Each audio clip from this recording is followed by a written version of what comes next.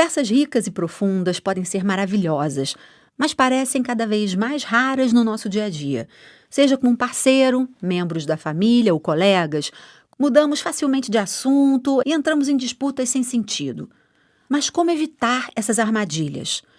Para descobrir, eu conversei com o jornalista e escritor Charles Duhigg, autor de O Poder do Hábito, Por que Fazemos o que Fazemos na Vida e nos Negócios, e Mais Rápido e Melhor, Os Segredos da Produtividade na Vida e nos Negócios, ambos lançados no Brasil pela editora Objetiva. Charles Duhigg acabou de lançar Supercomunicadores, Como Desbloquear a Linguagem Secreta da Comunicação. As respostas são lidas por Thomas Papon. Como você define um supercomunicador? Eu vou responder com uma pergunta. Se você estiver em um dia ruim e quiser ligar para um amigo, sabendo que falar com essa pessoa faria você se sentir melhor, vem algum nome à sua cabeça? Com certeza eu penso em uma das minhas melhores amigas. Então, para você, ela é uma supercomunicadora. E provavelmente você é uma supercomunicadora para ela.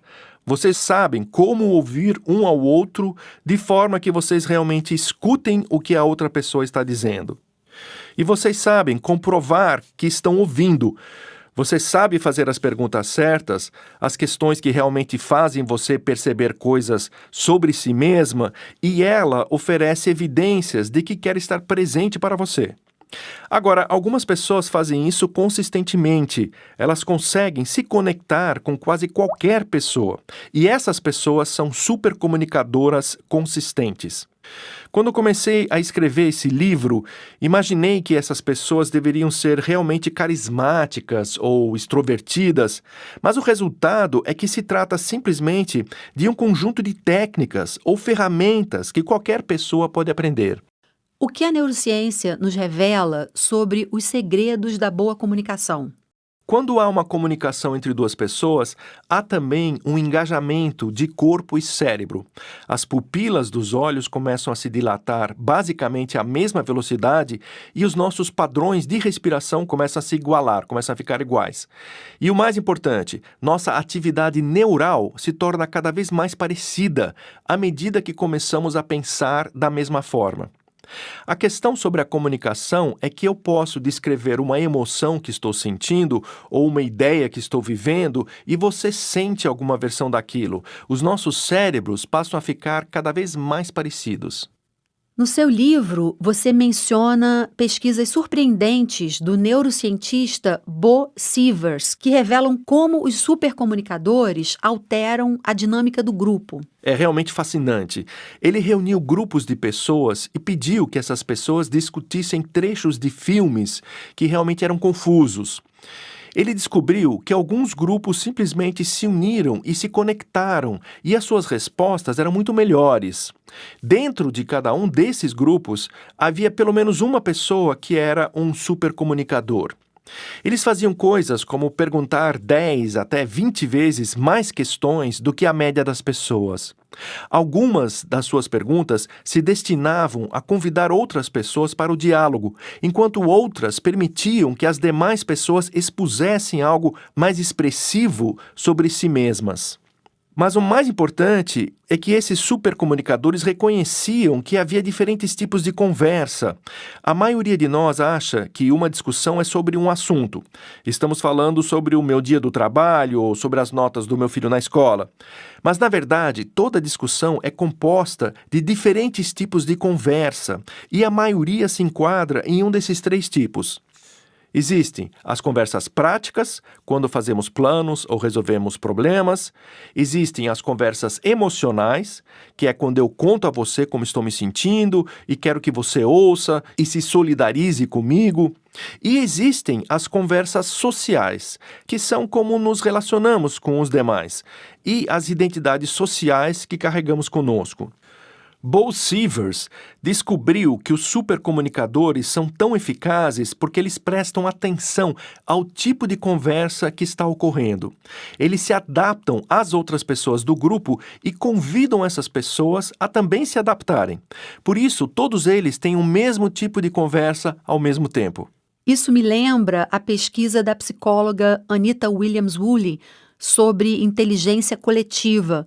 Ela concluiu que a sensibilidade social individual dos membros de uma equipe determina sua capacidade de resolver problemas juntos. Certamente. E quando você pensa no que chamamos de sensibilidade social ou de ter empatia, isso realmente significa que você está simplesmente prestando atenção no que a outra pessoa está dizendo que precisa no momento e qual tipo de conversa ela quer ter.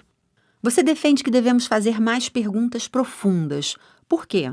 As questões profundas perguntam a alguém sobre seus valores, crenças ou experiências. Quando falamos sobre essas coisas, nós falamos sobre quem realmente somos. E são perguntas realmente fáceis de fazer, não é verdade? Se você encontrar alguém que é médico, pode perguntar, por exemplo, o que fez você decidir cursar a faculdade de medicina? Ou do que você mais gosta sobre a prática da medicina? São duas questões profundas que convidam a outra pessoa a dizer algo real e importante sobre si mesma e facilitam uma reciprocidade para que nós possamos falar sobre por que decidimos fazer o nosso trabalho, fazer o que fazemos. Bem, nessa entrevista eu gostaria então de fazer a você uma pergunta profunda. Que experiências pessoais levaram você a escrever esse livro sobre os supercomunicadores? Bom, eu trabalhava como gerente na época e, na verdade, eu era terrível naquele trabalho. Eu era bom na parte de estratégia e logística, mas a comunicação era a minha grande dificuldade. Eu caía em um mesmo padrão com a minha esposa. Eu chegava em casa depois de um longo dia de trabalho e começava a reclamar do meu chefe e dos meus colegas. E ela, com toda razão, dava alguns conselhos como: por que você não leva o seu chefe para almoçar para que vocês possam se conhecer um pouco melhor? Mas em vez de ouvi-la ou de tentar ouvi-la, eu ficava ainda mais irritado. E então ela também ficava irritada, porque de repente eu começava a gritar com ela, simplesmente porque ela me deu um conselho. Quando mais tarde contei isso aos pesquisadores, eles disseram que eu estava tentando ter uma conversa emocional, enquanto minha esposa tinha uma conversa prática. Se vocês não tiverem o mesmo tipo de conversa ao mesmo tempo, vocês realmente não irão ouvir um ao outro e definitivamente não irão se conectar. Isso é conhecido na psicologia como o princípio da combinação. A comunicação real exige que vocês tenham o mesmo tipo de conversa ao mesmo tempo. E qual o papel da comunicação não verbal? Sabemos que cerca de 50% da forma com que enviamos sinais e recebemos informações em uma conversa não estão ligados ao conteúdo das palavras, mas a tudo o que nos rodeia. O tom de voz, a velocidade da fala, a linguagem corporal, as expressões no rosto. O nosso cérebro tem essa capacidade de detectar o que as pessoas sentem, prestando atenção a duas coisas: a energia e o humor. Os bebês conseguem perceber o humor dos seus pais mesmo antes de aprender a falar ou entender as palavras. Mas quando ficamos mais velhos, as palavras se tornam tão cativantes, tão ricas de informações, que nossa tendência é parar de prestar atenção a todo o resto. E às vezes precisamos nos relembrar de como fazer isso. No seu livro, você ilustra isso com a série The Big Bang Theory. No início, essa série, The Big Bang Theory, foi um completo fiasco. Ela teve sucesso porque os roteiristas descobriram como fazer os personagens expressarem seus sentimentos sem usar palavras. A série é sobre esses físicos que são muito ruins em transmitir suas emoções ou sentimentos. É daí que vem o humor, a graça. Eles são muito esquisitos, mas é aí que está a graça.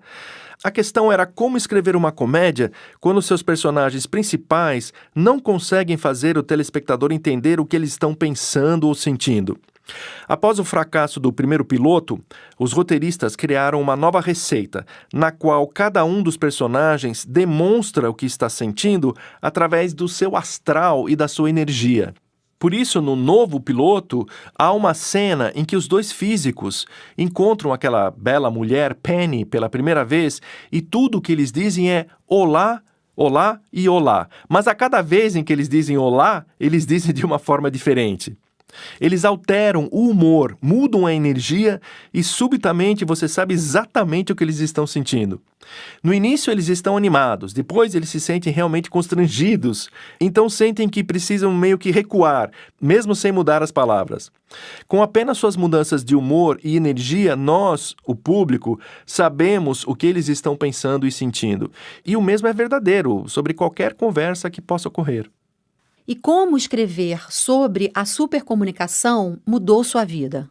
Agora, no início de praticamente qualquer conversa, minha esposa e eu falamos sobre qual tipo de conversa queremos ter.